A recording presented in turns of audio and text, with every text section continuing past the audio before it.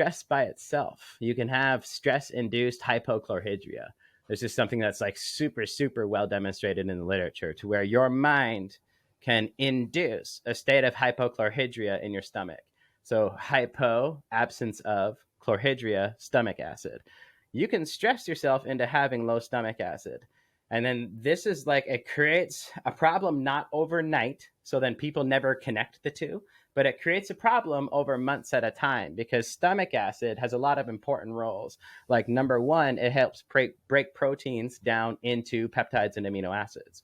So you aren't what you eat. You only are what you eat and actually absorb. So if we're not properly breaking these things down, our assimilation and maximum utilization of these things is going to be suboptimal. So we don't have a proper breakdown of protein.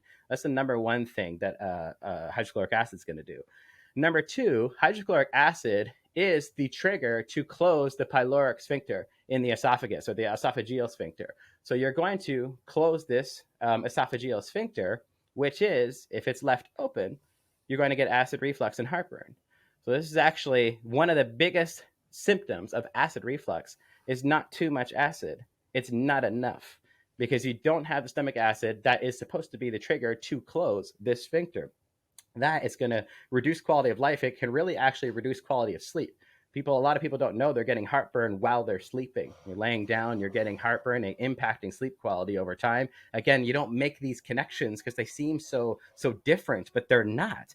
And then the third thing that acid does is, acid, one of its most important things in terms of evolutionary biology, is to kill the stuff on our food that we can't see. Like in terms of bacteria, fungi, parasites, the microscopic stuff on our food that ain't pretty to think about, but it's there. And that's why there's a reason that once something enters your mouth, it goes down your esophagus, the first digestive organ it goes into is a giant vat of acid, because that vat of acid is supposed to kill anything that could otherwise create problems if it were to go into the duodenum, jejunum, ileum, onward from there. It's supposed to be killed there. So then you have this like big window opening of like a lot of things happening at the same time, right? So first of all, I was stressed, which made this happen. So that's already a problem. That's by itself. Step one was a problem. Step two, now I'm not actually breaking down my protein efficiently. So that's going to impact recovery and ultimately, that key word, adaptation. Step three, I've got now this acid reflux that's going to impact my sleep quality. That's going to impact testosterone, recovery, nervous system function, the whole deal.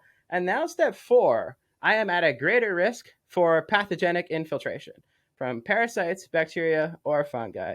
That can take me out of fight camp. That can take me out of the gym. Or it could be mildly symptomatic and just be something I consider common over time. And I don't ever really deal with it.